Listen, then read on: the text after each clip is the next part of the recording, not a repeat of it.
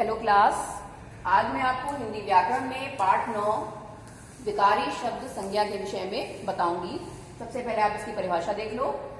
संज्ञा की परिभाषा है किसी वस्तु, व्यक्ति, स्थान और प्राणी के नाम को संज्ञा कहते हैं। ठीक है, इसमें अर्थात जब वस्तु, व्यक्ति या स्थान और प्राणी का जिक्र हो तो वहां पे संज्ञा शब्द, ये जो शब्द होते हैं क्या माने जाते हैं? संज्ञा शब्द। फिर है नीचे देखो, इसको निम्नलिखित लक्षणों के आधार पर संज्ञा को पहचाना जा सकता है। नीचे कुछ लक्षण दिए हुए हैं जिनके आधार पर आप संज्ञा को पहचान सकते हो। तो सबसे पहले है प्राणीवाचक। संज्ञा शब्द कैसे होते हैं? कुछ क्या होते हैं? प्राणीवाचक होते हैं, जैसे बच्चा, भैंस, चिड़िया और रमेश। ठीक है, क्योंकि इनमें जान है इसलिए इनको प्राणीवाचक कहा गया है। सेकंड है अप्राणीवाचक। अप्राणीवाचक अर्थात जिनमें जीवन नहीं होता है, जैसे किताब, मकान, रोटी, पर्वत आदि। ये शब्द क्या है? अप्राणीवाचक। नंबर 2 पर आता है गणनीय। गणनीय अर्थात गणना के योग्य या जिनको हम गिन सकते हैं उनको हम बोलते हैं गणनीय, जैसे आदमी, पुस्तक, केला, इनको आप गिन सकते हो। फिर है अगणनीय। अगणनीय अर्थात आप जिनकी गिनती नहीं कर सकते हो, जिनकी गिनती नहीं की जा सकती है, उनको हम बोलते हैं अगणनीय, जैसे हवा, प्रेम।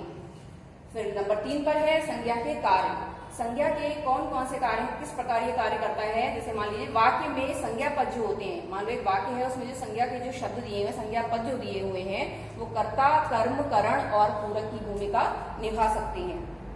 ठीक है, अर्थात जो संज्ञा पद होते हैं वो कर्ता के रूप में भी हो सकते हैं, कर्म के रूप में भी हो सकते हैं, पूरक के रूप में भी हो सकते हैं और करण के रूप में भी हो सकते हैं।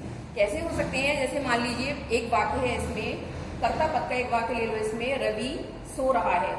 ठीक है, तो इसमें जो रवि है वो क्या है? कर्ता पद है। नंबर 2 पे हमारा आता है कर्म। तो कर्म में है वह पुस्तक पढ़ रहा है, तो पुस्तक क्या है? ये कर्म के रूप में प्रयोग की गई है, तो ये क्या है? कर्म पद। फिर नंबर 3 पर है करण। जैसे रमेश ने चाकू से सेब काटा। ठीक है, तो चाकू से इसमें जो शब्द आया है वो क्या है? करण की भूमिका निभा रहा है।